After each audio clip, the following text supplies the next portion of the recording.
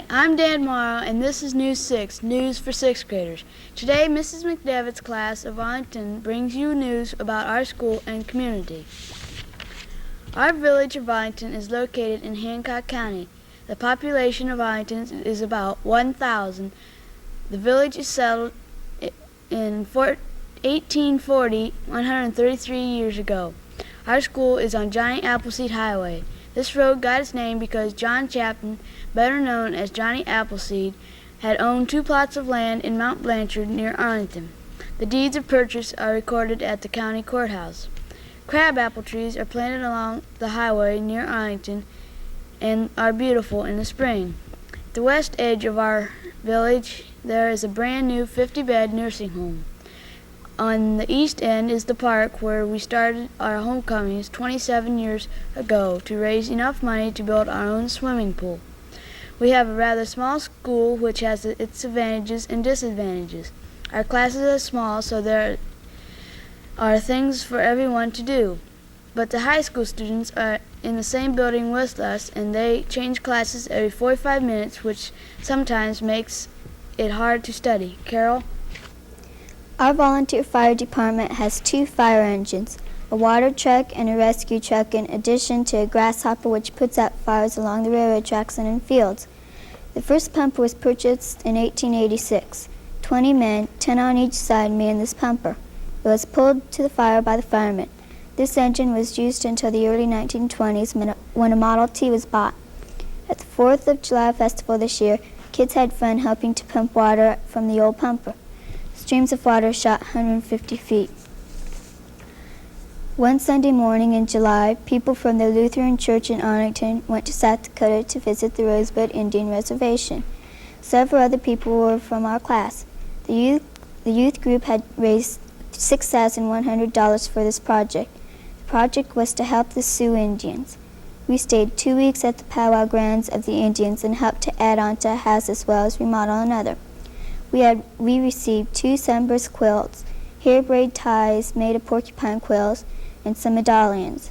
We really enjoyed our trip and would like to go back. Now here with more news in our editorial is Phil. There are many Indian relics found in the Arlington area because long ago Indians lived and passed through here. We have found many different kinds of relics such as arrowheads, ceremonial pieces, hatchet heads, and grindstones. We also found some things that we didn't know the names for. Sometimes we find unusual broken pieces and wonder what the rest was like and how the Indians used them. We think that our bus routes are too long. Some kids get on at 7 o'clock and don't get off until 8:15. There should be more buses. In the morning, about 4 kids are standing inside the bus and we have to sit 3 or 4 in one seat. If we get more buses, the routes would be shorter. On icy and foggy days, school should be delayed because we could get hit or go into a ditch. Some of the little children stick their hands and heads out of the windows. We should put screens on the windows for their safety. The driver should enforce rules. Here are 4 that we think are needed. Stay seated when the bus is moving. No eating on the bus. No turning around or fighting on the bus. Keep your feet out of the aisles. Renee?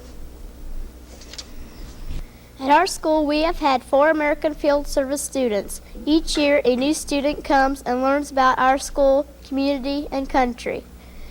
Our first student was Bob Pongtanol from Thailand. He played the bass drum in the band and was also in track. He is now a freshman at Bluffton College in Bluffton, Ohio. Our second student was Karsten Oram from Denmark. He helped our football team win the conference by kicking field goals and kickoffs soccer style. The third was Xenia Montano from Costa Rica. Xenia played drums in the band. She was a senior attendant in the homecoming. She was also honor valedictorian for the senior class last spring. Now that you have heard quite a bit about the students, let's turn it over to Holly, who is going to introduce you to our current AFS student. This is Mats Engström from Sweden. Thanks for joining us today, Mats. Can you give us a little background about yourself? For example, where do you live in Sweden and what is your parents' name? I live on an island called Gotland in Baltic Sea, and there is 54,000 people there. And my Swedish parent is Maja och Georg Engström, and my American parents is Donna and James Risser. Do you have any sisters and brothers? I have one sister in Sweden whose name is Gunilla, and in American I have two brothers and one sister. My sister is Laura, and my oldest brother is Kevin, and my youngest brother is Scott. How is your school different from ours? We have only 9 years in school in Sweden. What are you majoring in? Agriculture. What do you like about the United States? That everybody is so friendly and speak to me and help me in everything. Would you say the Swedish alphabet for us? Yeah. A, B, C, D, E, F, G, H, I, J, K, L, M, N, O, P, Q, R, S, T, U, V, X, Y, Z, O, R, Ö. Thank you very much, Mats. Now back to you, Dan. I'm Dan for Carol, Phil, Renee, Holly, Motts, and Mrs. McDevitt's 6th grade. This has been News 6, News for 6th graders.